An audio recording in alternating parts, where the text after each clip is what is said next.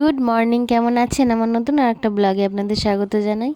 আজকে রবিবার, আর এখানে সকাল সকাল মামামের ডালিয়া হচ্ছে, আর এখানে সকাল সকাল মিস্ত্রিরা কাজে লেগেছে, ওই জন্য ঘুগনি হবে।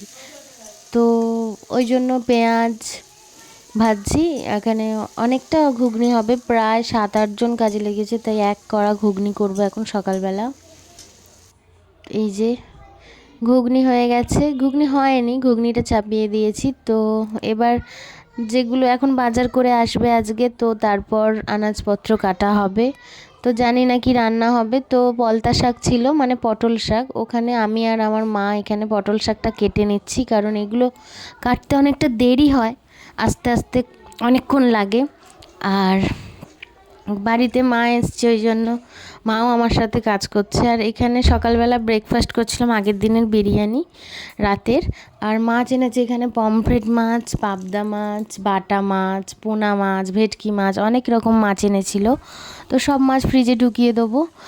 আর আজকে মাটন রান্না করব, মা চিকেন খায় না, তো ওই জন্য মাটন এনেছিল। একটু মাটন রান্না করব, আর পলতা শাক রান্না করব, আর পমফ্রেট মাছের ওই সর্ষে পোস্ত দিয়ে যে ঝাল হয়, ওই ঝাল রান্না করবো। আর তেমন কিছু করব না, বেশি কিছু খেতেও চায় না মা, তো বেশি কিছু করবও না। তো এখানে মশলাটা কষিয়ে নিচ্ছি, আর মাংসটা আগে থেকে প্রেসারে নুন হলুদ দিয়ে সিদ্ধ করে রেখেছিলাম। তো এখানে কষিয়ে একসাথে দিয়ে দেবো। তো বিকেলবেলা একটুখানি বেরিয়েছিলাম ঘুরতে মাকে নিয়ে, আমার মানুর দিদিকে নিয়ে। এই যে মা দিদি এখানে গাদিয়ারে এসেছিলাম, ভেবেছিলাম বেশ ফাঁকা ফাঁকা হবে, ঠান্ডা পড়েছে অনেক। তো বাড়িতে মাংস আছে, রুটি করব বাড়ি গিয়ে। আর এখানে একটু চা বিস্কুট খাচ্ছি, চলে যাব। তো টাটা, সবাই ভালো থাকবেন, সুস্থ থাকবেন, টাটা।